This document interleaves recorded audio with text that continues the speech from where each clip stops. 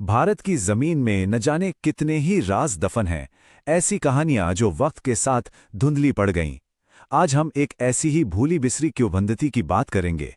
एक ऐसी शक्ति की जो कहते हैं प्रकृति के नियमों को भी चुनौती देती थी। यह कहानी दरअसल एक रहस्य से शुरू होती है। एक वीरान प्राचीन मंदिर, और वहां पत्थर पर लिखा मिला बस ये एक संदेश। एक इतिहासकार के अचानक गायब हो जाने का यही एकमात्र सुराग था। कहानी का केंद्र है काल मंदिर, एक ऐसी जगह जिसके बारे में सदियों से एक अजीब डरावनी किंवदंती चली आ रही है। स्थानीय लोग कहते हैं कि इस मंदिर की दीवारों के भीतर खुद समय भी अपनी सांसें रोक लेता है।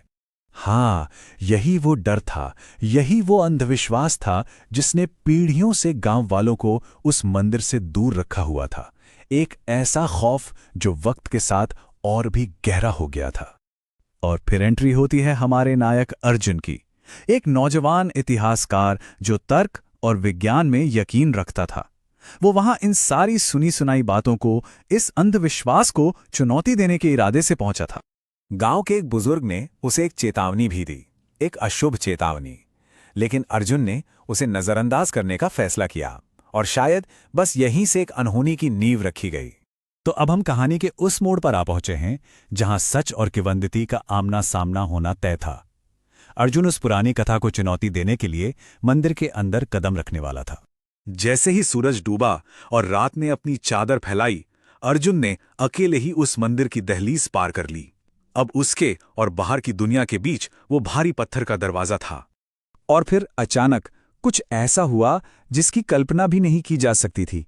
वो विशाल पत्थर के दरवाजे अपने आप बंद हो गए। अब अर्जुन उस घने अंधेरे में पूरी तरह से कैद हो चुका था। वापसी का कोई रास्ता नहीं था। और उसी अंधेरे में परछाइयों के बीच से एक भारी आवाज गूंजी। ये आवाज साफ तौर पर अर्जुन से बात कर रही थी, और ये एहसास दिला रही थी कि वो वहां अकेला नहीं है। मंदिर की असली ताकत अब जाग चुकी थी। ये आवाज थी कालदेव की, समय का स्वामी, मंदिर का रक्षक।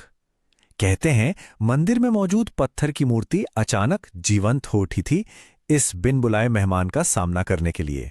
यहां से कहानी एक बिल्कुल अलग मोड़ लेती है। अब ये बस एक इंसान और एक पुरानी किंवदंती की बात नहीं थी। ये अर्जुन और कालदेव के बीच की बातचीत थी, जहां सदियों पुराना रहस्य अब खुलने वाला था। अर्जुन ने वही सवाल पूछा जो उसे उस खतरनाक जगह तक खींच लाया था।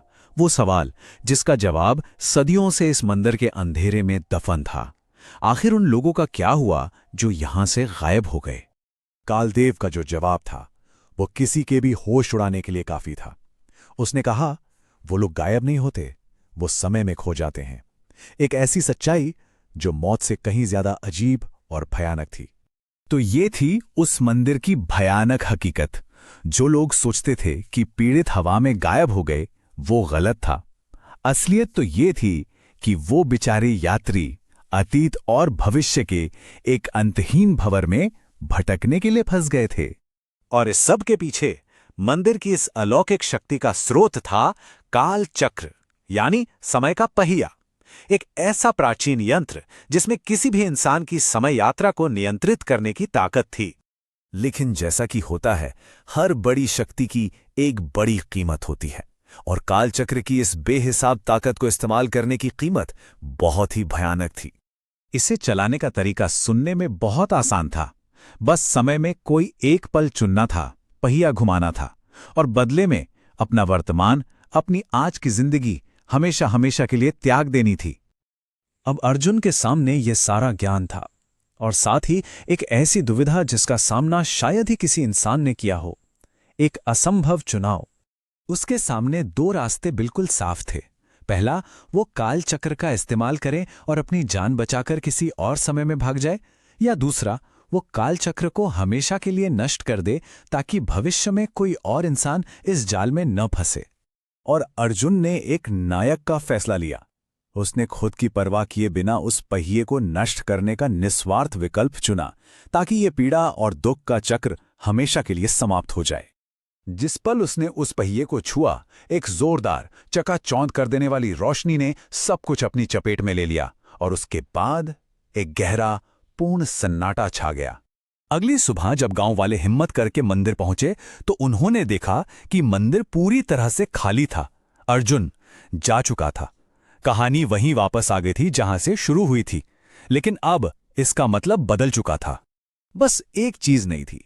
मूर्ति के पास पत्थर पर एक नया संदेश खुदा हुआ था। वही संदेश जो हमें कहानी की शुरुआत में मिला था। जो समय से खेलता है वो स्वयं समय बन जाता है। इस तरह ये पूरी कहानी एक बंद लूप की तरह आकर जुड़ गई। तो आखिर में ये कहानी हमें गहरे सवाल के साथ छोड़ जाती है। क्या अर्जुन का बलिदान एक दुखद अंत था, या फिर समय के साथ एक हो जाने की एक नई शुरुआत? शायद इसका जवाब खुद समय के पास ही कहीं छिपा है।